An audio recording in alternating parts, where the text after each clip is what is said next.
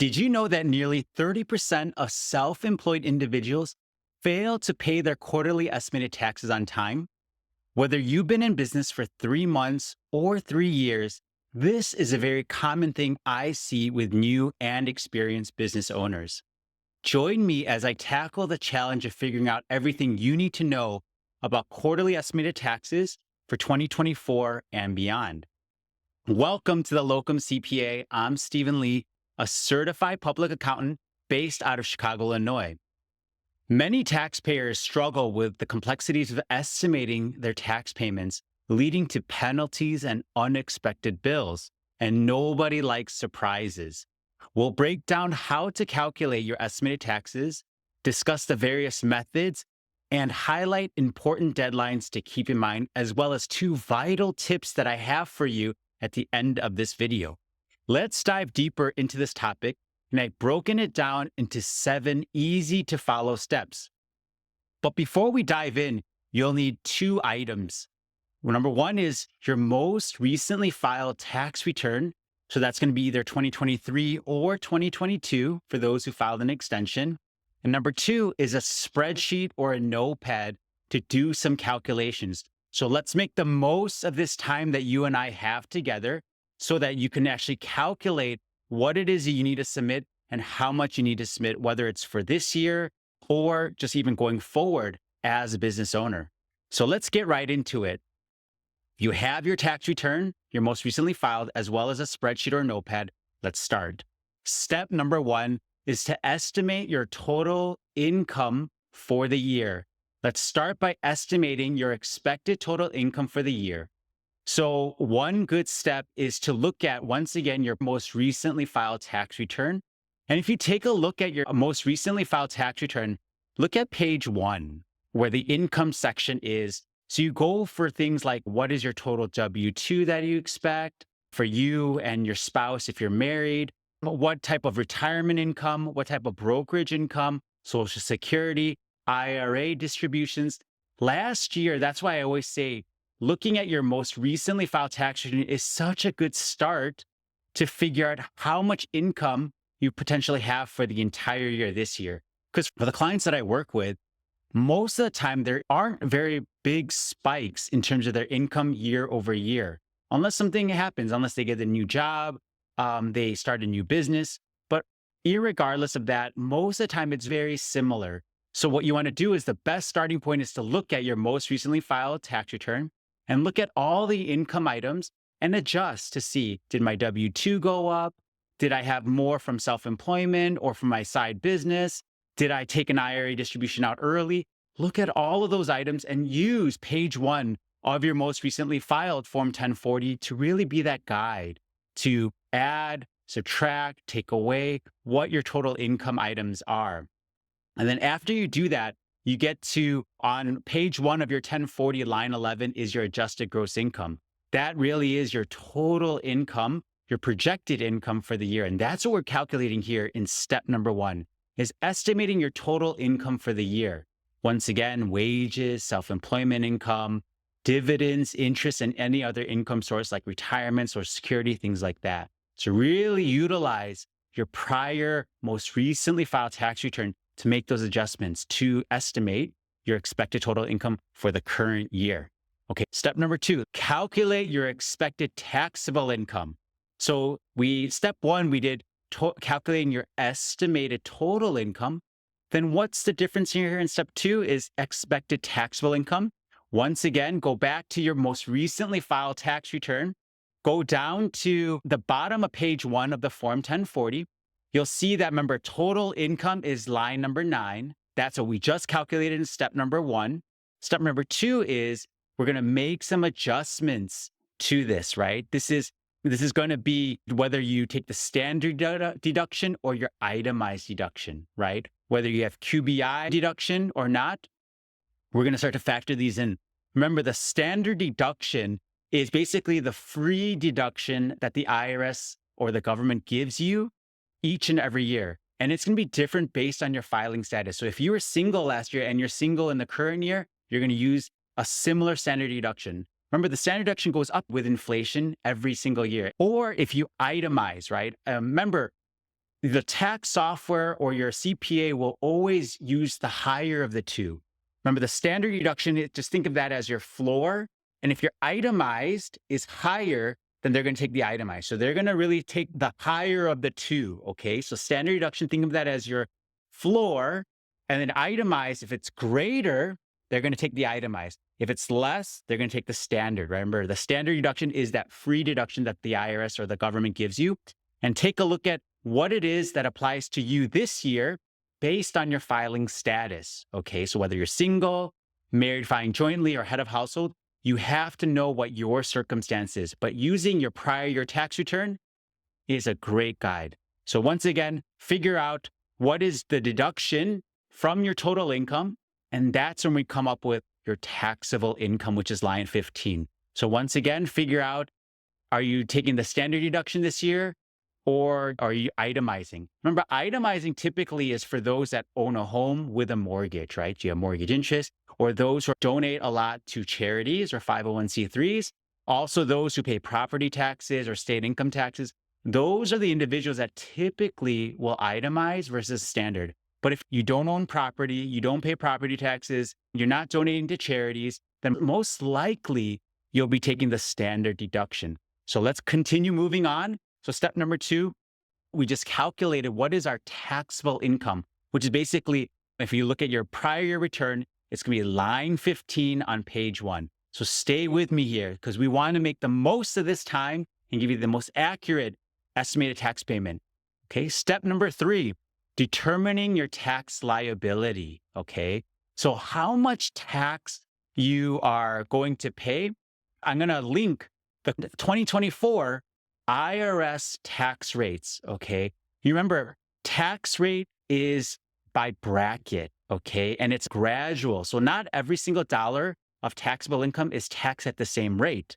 What you make your first $10,000 or $11,000 is taxed at a different rate than the next tranche or the next 10,000, next 20,000. So it's grouped up. So you're not just going to apply one tax rate, you're going to apply different ones. So I'll use the tax rates in the information section below.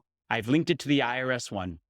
And just to give you a little heads up, when you click on that link, you're going to scroll down a little bit and there's going to be a place for marginal rates for tax year 2024. All right, let's continue moving on here. Don't forget to account for any credits you may be eligible for, such as the child tax credit, the earned income tax credit. Once again, please refer to your prior tax return to see if you're eligible. And that leads right into step number 4 here. We're going to subtract any tax withholding or credits that you may be eligible for the current year. And once again, we have to look at our prior year or most recently filed tax return to really jog our memory, right? Because now we're moving on to page 2 of our Form 1040, right? Page 2 of the Form 1040. And at the very top of page 2 of the 1040, there's a section called tax and credits, right? Schedule 3 of the Form 1040. You remember when you look at the 1040 holistically, there's pages 1 and 2, which is the main form, but there's also supplemental schedules like Schedule 1, 2, 3, Schedule A, Schedule B, Schedule D that flow into pages 1 and 2. So 1 and 2, just think of that as the summary for all the schedules behind it. And the schedule that we want to refer to for this step is schedule number 3, which is the additional credits and payments that you are eligible for based on your prior tax return. So some of the most common ones are child tax credit, residential clean energy credit, EV cars or electric vehicle credit, things like that, where you may have been eligible last year, but you probably aren't eligible this year. Most of the time, a lot of my clients, they won't purchase a EV or electric vehicle every single year. So they won't be eligible for that credit for maybe, let's say, the next year.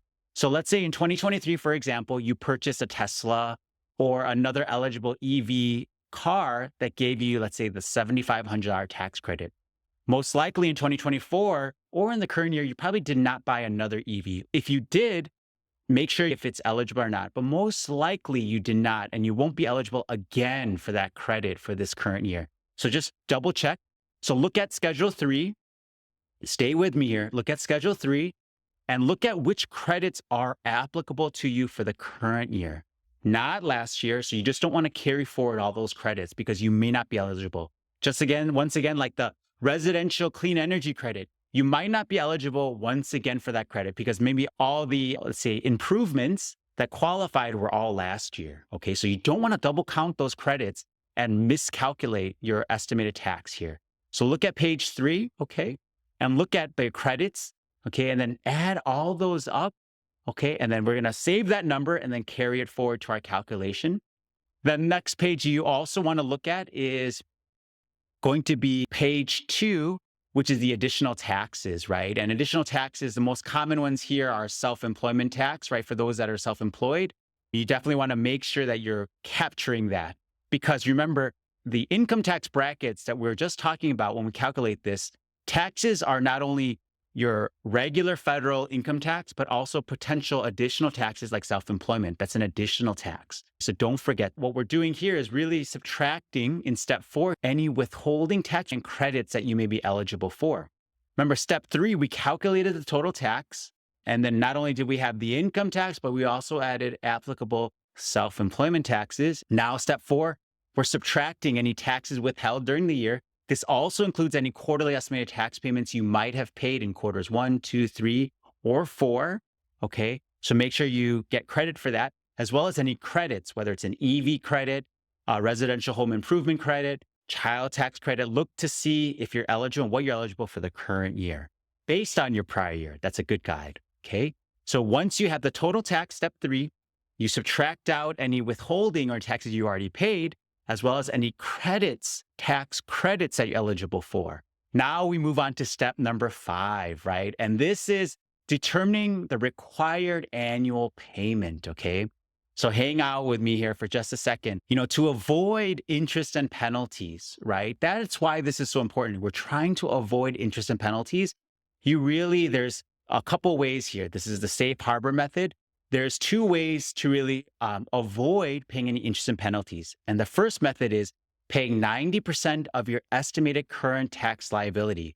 All the stuff we've just been calculating right now in steps 1 through 4, that's what we're estimating. And as long as we paid in 90% of that, come tax filing time, then we will avoid tax penalties and interest. And that's what we want to do. If we don't want to pay interest and penalties that we can have prevented.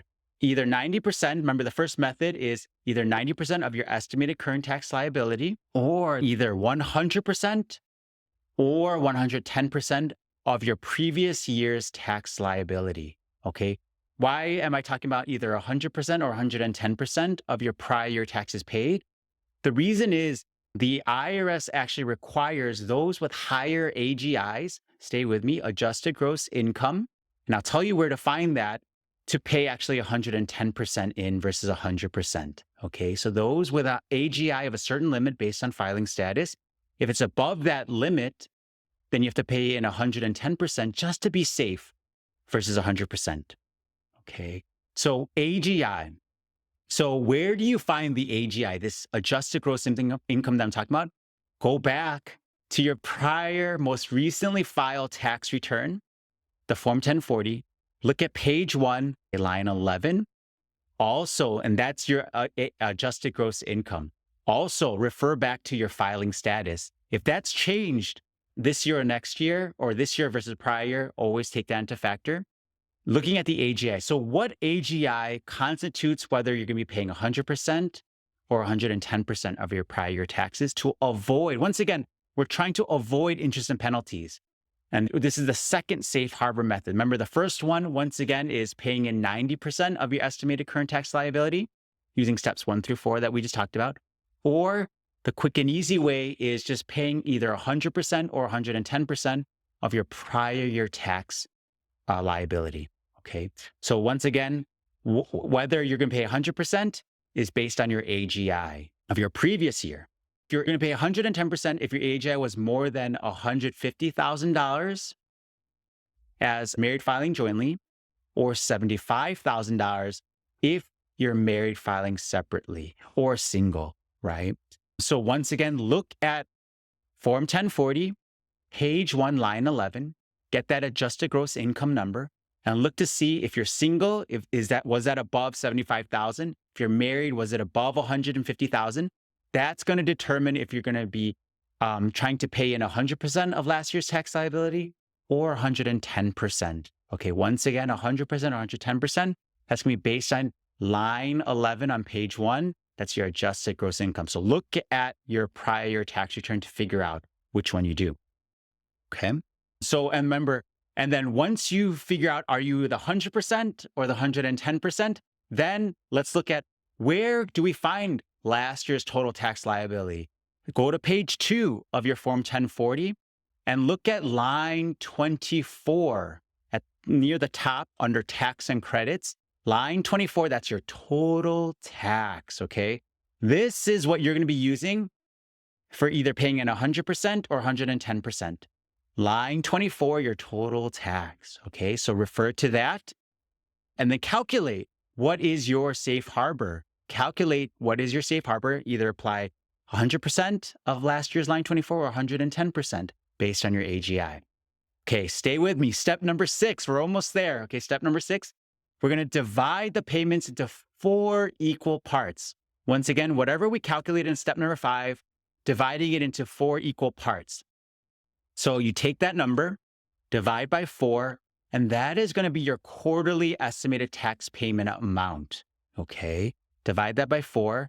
And then now we're going to move on to step number 7 is when do you make these payments, right? When do you make these 4 equal payments that you calculated in step number 6? When do you make them?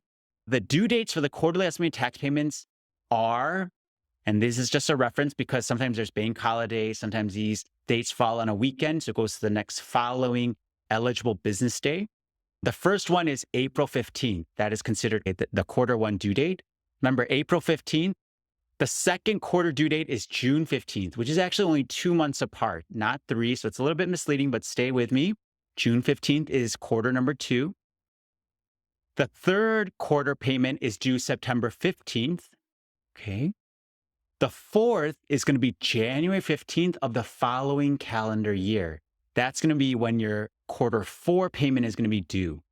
Okay. So April 15th, June 15th, September 15th, and then January 15th of the following year. Okay, remember that. So there's 4. So whatever we calculate in step number 6, whether it's 90% of your current tax liability or 100%, or if you're using the 100% or 110%, that safe harbor rule based on your prior year taxes due, then you're going to be paying them over those 4 deadlines, right? April 15th, June 15th, September 15th, and January 15th. What I really want to recommend to you guys is once you know these due dates, you write them down, mark them in your calendar.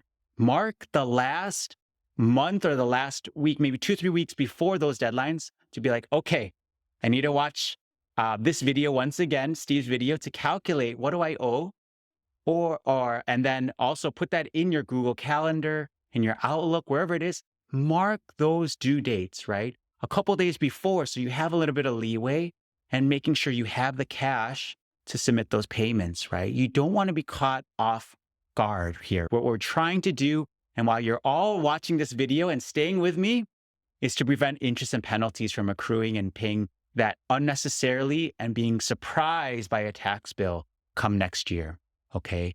The key insight to remember is that the accurate estimation can save you, once again, sometimes large interest and penalties, and help you to really manage that cash flow for not only your business, but also your household. That's why it's vital for you to pay your quarterly estimated tax payment, let's say either January or February, just so you can start to pre-plan for the entire year, okay? Or you can do this in quarter 2 or quarter 3, but really the best things to do is to do this ahead of time, okay? One thing I definitely want you to remember is that your income can vary throughout the year, right? So you might need to adjust your estimated payments accordingly. Sometimes the business does well or better in a certain quarter or less in a future quarter. Just really adjust that. Also, for those who are self-employed individuals, so those that are, let's say, a single member LLC who files on the Schedule C of your Form 1040, not an S Corp, okay? Not a C Corp, nothing like that. But let's say you're a single member LLC and you file on the Schedule C as a sole proprietor of your Form 10. 2 quick notes here. Your income, remember, it can vary significantly throughout the year, and you might need to adjust your estimated payments accordingly. So be careful with that. Let's say you had a really good quarter or really down quarter, just make sure that you're adjusting accordingly. And number two is for those who are self employed, let's say you're a single member LLC or a partnership, whatever it might be, make sure you don't forget self employment taxes, which can be pretty high. Now, self employment taxes on a standalone basis is 15.3%. Remember, that's on top of your income taxes, not included in your income taxes. But when you submit quarterly estimated tax payments, you're going to be submitting not only the income tax portion, but also the self employment portion. Okay, so both parts have to be included if you're self employed. Remember, self-employed, remember, if you're an S Corp or a C Corp, it doesn't really apply.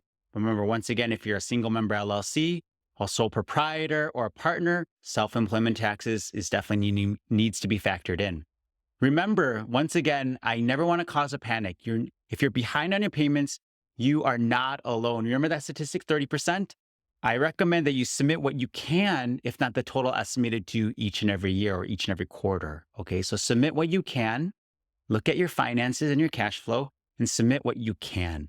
Two tips I give to all my clients, okay? The first is submit the estimated tax payments using the IRS.gov website or your state income tax website, right? The Department of Revenue of your state. Use the online payment system. Do not write a check and submit it. A lot of times the checks can be lost, so submit them electronically. And number two is save the payment confirmations you make as proof of payment. If the tax authorities ever argue that you didn't pay, it actually does happen. So make sure that you're submitting it electronically and then save the payment confirmations and make sure you're submitting the payment, whether the IRS or your Department of Revenue, for the current calendar year. Okay, make sure you're submitting it not for last year, but for the current calendar year.